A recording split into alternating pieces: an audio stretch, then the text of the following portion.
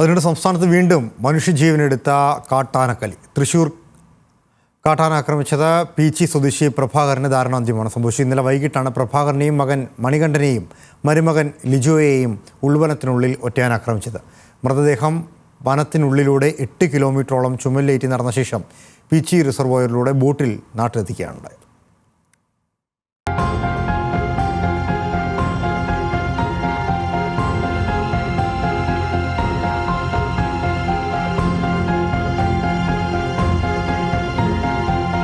Peechi forest റേഞ്ചിന് കീഴിലെ അമ്പഴച്ചാൽ വനമേഖലയിൽ വച്ചാണ് ഇന്നലെ രാത്രി പ്രഭാകരനെ ആന ആക്രമിച്ചത്. പ്രഭാകരനും മകൻ മണികണ്ഠനും മരുമകൻ ലിജോയും വനവിഭവങ്ങൾ ശേഖരിക്കുന്നതിനിടെ അരികിലെത്തിയ കാട്ടാന ഇവർക്കരികിലേക്ക് പാഞ്ഞടുത്തു.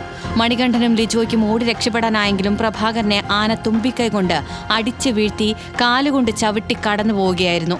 ഈ പ്രദേശത്ത് ആനശല്യവും അതുപോലെ തന്നെ കരടിയും കടുവയും അങ്ങനെയുള്ള വളരെ നിരന്തരമായി ജനങ്ങൾക്ക് ദ്രോഹമുണ്ടാക്കത്തക്ക രീതിയിലുള്ള വളരെ ബുദ്ധിമുട്ടാണ് ഈ പ്രദേശത്ത് അനുഭവിച്ചുകൊണ്ടിരിക്കുന്നത് ഇവിടുത്തെ ജനങ്ങൾ. അതുപോലെ തന്നെ പ്രദേശത്തുള്ള മുഴുവൻ വാഴകളും അങ്ങനെ വരുന്ന ജനങ്ങൾ പ്രതീക്ഷയിൽ വളർത്തിക്കൊണ്ടുവരുന്ന കൃഷിയെല്ലാം നശിപ്പിച്ചുകൊണ്ടിരിക്കുകയാണ് ആനകളുടെ ശല്യം. ഗുരുതരമായി പരിക്കേറ്റ പ്രഭാകരനെ ഇന്ന് രാവിലെ യുവാക്കൾ തോളിൽ ചുമന്നു വരും വഴിയാണ് മരണം സംഭവിച്ചത്.